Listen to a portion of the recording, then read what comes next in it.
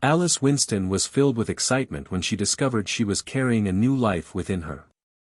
She couldn't wait to share the news with her partner, Johnny, and barely made it to his doorstep before blurting it out. However, his reaction was far from what she had imagined. "Pregnant? What do you mean?" Johnny responded, visibly shocked and displeased. Instead of sharing her joy, he expressed how unprepared he was to become a father, claiming his parents wouldn't approve either. His frustration was palpable, and Alice was stunned by his reaction, which was unlike anything she'd seen from him before. Their relationship, though not officially labeled as serious, had lasted several months. Yet, Johnny's next words shattered her completely. "I've been meaning to tell you this. Pamela and I have been together for 2 months now. We're serious." Alice felt her heart drop. She couldn't believe what she was hearing. Pamela was her best friend, and for 2 whole months, Johnny had been deceiving them both. As the weight of his betrayal sunk in, Alice couldn't hold back her tears. She questioned him with anger and hurt, piecing together how his recent coldness suddenly made sense. Feeling both humiliated and betrayed, Alice stormed away, her footsteps heavy with indignation. The chilly afternoon air stung her tear-streaked cheeks, but it almost seemed to dry them as she walked. Alice didn't have many close friends in the city, but she knew she could turn to Mrs. Morales, a kind and dependable figure in her life. On her way to Mrs. Morales' home, Alice's thoughts drifted to her sister, Hayden. If Hayden were around, she would undoubtedly know exactly what to say to comfort Alice and guide her through this mess. However, the thought of Hayden also brought pain. Her sister had vanished after moving to Boston a few years ago, leaving Alice to wonder if she would ever see her again. This betrayal wasn't just about Johnny and Pamela, it was a storm of emotions that brought back old wounds, but Alice knew she had to keep moving forward, for herself and for the life growing inside her. Although Hayden Winston was 2 years older than her sister Alice, most people who encountered the two assumed they were twins. Their striking resemblance often left others amazed. However, their mother could always tell them apart without hesitation. While they looked nearly identical, their personalities were worlds apart. Hayden, the elder sister, was fiercely determined and exuded confidence, approaching life with the belief that no challenge was insurmountable. On the other hand, Alice was gentle and nurturing, with a softer demeanor that made her seem more delicate to those who compared the sisters. This contrast often shaped how others perceived them. The sisters grew up with their mother in a small northern Indiana town, where financial struggles were a constant presence in their lives. Their father had died tragically in a terrorist attack that destroyed part of the building where he worked. That devastating December afternoon left an indelible mark on their family. Their mother, overwhelmed by grief, plunged into a deep depression that lasted for months. Even years later, it was evident that she had never truly healed. The loss of her husband wasn't just the loss of a partner, it was the loss of her anchor, her sense of stability.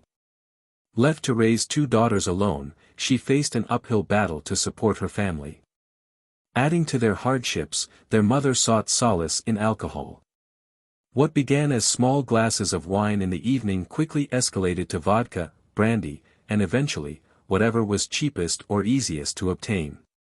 Over time, Hayden and Alice realized that her drinking wasn't a passing phase but a way to numb the pain and loneliness she felt. Her dependency on alcohol became a permanent issue, though she never stopped showing love for her daughters. Despite her efforts to maintain some semblance of normalcy, the family's struggles were evident to their neighbors and community. It wasn't long before they faced severe financial difficulties. Alice, in particular, endured ridicule at school for wearing Hayden's hand-me-downs, which had often been purchased second-hand or at thrift stores. The sisters knew their lives couldn't continue like this forever. As they grew older, Hayden's resolve to create a better future for herself solidified. Once she reached adulthood, she made the bold decision to move to Boston, determined to start anew and escape the cycle of hardship. Seeking a fresh start, Hayden longed to escape the painful memories of her childhood and adolescence in Indiana. She envisioned a new life and career far removed from the struggles that had defined her upbringing. Her decision to leave devastated their mother, who knew that her own failures and struggles had played a significant role in Hayden's choice. The weight of that guilt was something she could never forgive herself for. Though Hayden promised Alice she would return for her once she was settled in Boston, the reassurance didn't provide much comfort. Alice was left to grapple with the reality of being alone with a mother battling alcoholism and fragile health. Her future seemed uncertain, and hope was her only solace. Initially, Hayden kept in touch with Alice after her move. But as time went on, their conversations became infrequent, and eventually, communication stopped altogether without explanation. Occasionally, Alice would hear snippets about her sister from travelers passing through town, but these updates became rare and less reliable. Back in Indiana, Alice's life grew increasingly bleak. Their mother had found a new partner, who thankfully took steps to help her overcome her addiction. While this brought some stability, it left Alice feeling out of place in her own home. It became clear that staying wasn't an option, so after graduating high school, she decided to follow Hayden's path and move to Boston. Alice, however, had no idea where her sister lived. She realized too late that she had never asked for that critical piece of information. Stepping into Boston for the first time, Alice was overwhelmed. The city's fast-paced lifestyle, bustling streets, and impersonal atmosphere were starkly different from the quiet, familiar environment of her small hometown. She marveled at the glamorous shop windows, the constant stream of cars, and the diversity of people from all walks of life. Even the weather felt colder, matching the aloofness of the city. Finding a job in this new environment proved far more challenging than Alice had anticipated. After submitting countless applications to companies of all sizes and industries, she finally secured a position with a cleaning agency, handling both residential and commercial work. It was during one of her assignments that she met Pamela, a coworker. The two quickly bonded, their shared experiences forming the foundation of a strong and supportive friendship. A natural connection seemed to blossom instantly between Alice and Pamela, as though their friendship had been inevitable. Unlike Alice, who was new to the city, Pamela Benson was a lifelong Bostonian. This gave her a certain confidence and edge that often overshadowed her friend. Alice tried to overlook Pamela's frequent sarcastic remarks, a quirk that seemed to stem from her need to prove herself superior in every situation. Despite these uncomfortable moments, their friendship managed to remain mostly cordial. However, things took a turn when Alice met Johnny and began dating him. Pamela's envy surfaced almost immediately, and she began interfering in subtle but deliberate ways, as if trying to show Alice she could be a better match for Johnny. Pamela's jealousy intensified when she learned about Johnny's wealthy parents, who spoiled him with everything he wanted, leaving him free from financial worries. By contrast, Pamela was dating Rob, a humble man from a working-class family who had a deep passion for motorcycles. Privately, Pamela couldn't fathom how Alice had managed to attract someone like Johnny and felt certain she deserved him more than Alice did. Alice, however, remained blissfully unaware of Pamela's jealousy and manipulative tendencies. She continued her life as usual, paying little attention to the subtle red flags in Pamela and Johnny's behavior. The truth only became glaringly obvious when Johnny, shockingly unapologetic, admitted to her that he had been having an affair with Pamela, right at the moment Alice shared the news of her pregnancy. Heartbroken and devastated, Alice realized that her only true friend in Boston had been Dorothy Morales, an elderly client she often visited as part of her cleaning job. Dorothy had taken a liking to Alice from the moment they met, claiming she was her kind of person. Over time, Dorothy became a constant source of kindness and support, helping Alice whenever she could. When Alice showed up at Dorothy's doorstep one cold evening, her face streaked with tears, Dorothy welcomed her with open arms. Between sobs, Alice stumbled through an explanation of everything that had happened. Dorothy, ever perceptive, quickly pieced the story together and reassured Alice with a warm hug, offering her a hot cup of tea and a place to stay. As Alice poured out the details of her betrayal, Dorothy listened intently, her heart aching for the young woman. She found the word betrayal insufficient to describe the depth of the cruelty Alice had endured. Determined to help, Dorothy insisted that Alice stay with her while they worked out a plan. She also pledged to assist Alice in finding her estranged sister, Hayden, believing reconnecting with her might bring Alice the support she so desperately needed. For now, Dorothy Morales urged Alice to stop dwelling on those two people for her own peace of mind. Grateful for Dorothy's kindness and advice, Alice couldn't express her thanks enough. Dorothy, ever resourceful, pulled out a small notebook from a drawer, filled with contacts she had gathered over the years. One name stood out to her, an old colleague of her late husband, Michael Landers, who had become a police investigator. After hearing Alice's story, Michael felt compassion for her and agreed to help. However, he warned that if Hayden had changed her name for any reason, the search could become much more complicated and drawn out. Days turned into weeks, and then months. As Alice's pregnancy advanced, her hope of finding her sister began to wane. The investigation yielded no solid leads, and the waiting became increasingly difficult. In the meantime, Alice learned through social media that Pamela and Johnny were planning their wedding, flaunting their relationship online. Determined to move forward, Alice focused her energy on finding Hayden, wrestling with unanswered questions. Was her sister alive? Why had she disappeared so abruptly? Then, one day, everything changed with a single phone call. Michael Landers had finally uncovered Hayden's whereabouts. She had indeed changed her name and was living in a Boston suburb with her husband, who had been placed in witness protection due to a dangerous criminal case. For their safety, Hayden couldn't risk contacting her family directly. Through Michael's connections, however, a private reunion was arranged at Dorothy Morales' home.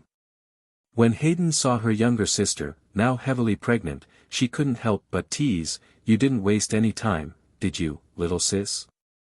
Standing side by side, Dorothy couldn't help but notice how strikingly similar the sisters looked. During the meeting, she took Hayden's hands and recounted all that Alice had endured. Hayden's indignation was clear, her fiery and determined personality unchanged since their days back in northern Indiana. The reunion was bittersweet. Though thrilled to see her sister again, Hayden's life in witness protection meant their contact would have to remain limited. Still, the bond between them had been rekindled, offering Alice a glimmer of hope and the support she so desperately needed. For now, Dorothy Morales urged Alice to stop dwelling on those two people for her own peace of mind. Grateful for Dorothy's kindness and advice, Alice couldn't express her thanks enough. Dorothy, ever resourceful, pulled out a small notebook from a drawer, filled with contacts she had gathered over the years. One name stood out to her, an old colleague of her late husband, Michael Landers, who had become a police investigator. After hearing Alice's story, Michael felt compassion for her and agreed to help. However, he warned that if Hayden had changed her name for any reason, the search could become much more complicated and drawn out. Days turned into weeks, and then months. As Alice's pregnancy advanced, her hope of finding her sister began to wane. The investigation yielded no solid leads, and the waiting became increasingly difficult. In the meantime, Alice learned through social media that Pamela and Johnny were planning their wedding, flaunting their relationship online. Determined to move forward, Alice focused her energy on finding Hayden, wrestling with unanswered questions. Was her sister alive? Why had she disappeared so abruptly? Then, one day, everything changed with a single phone call. Michael Landers had finally uncovered Hayden's whereabouts. She had indeed changed her name and was living in a Boston suburb with her husband, who had been placed in witness protection due to a dangerous criminal case. For their safety, Hayden couldn't risk contacting her family directly. Through Michael's connections, however, a private reunion was arranged at Dorothy Morales' home. When Hayden saw her younger sister, now heavily pregnant, she couldn't help but tease, "You didn't waste any time, did you, little sis?" Standing side by side, Dorothy couldn't help but notice how strikingly similar the sisters looked. During the meeting, she took Hayden's hands and recounted all that Alice had endured. Hayden's indignation was clear, her fiery and determined personality unchanged since their days back in northern Indiana. The reunion was bittersweet. Though thrilled to see her sister again, Hayden's life in witness protection meant their contact would have to remain limited. Still, the bond between them had been rekindled, offering Alice a glimmer of hope and the support she so desperately needed. They truly deserved each other. This dramatic revelation unfolded right in the middle of the wedding reception, loud enough for everyone to hear. Until that moment, most of the guests had no idea that Pamela had pursued Alice's boyfriend relentlessly and abandoned her own to secure him. After Alice dropped this bombshell, the atmosphere turned icy. Pamela and Johnny were left speechless, their embarrassment evident as the judgmental stares of their guests bore down on them. "So, this wedding is built on betrayal and abandonment," one guest remarked loudly, capturing the entire scene on her phone. The tension escalated, leading to an argument between Pamela and Johnny, and soon they retreated to opposite corners of the room. The once celebrated union had become a spectacle of humiliation, with onlookers struggling to suppress their shock.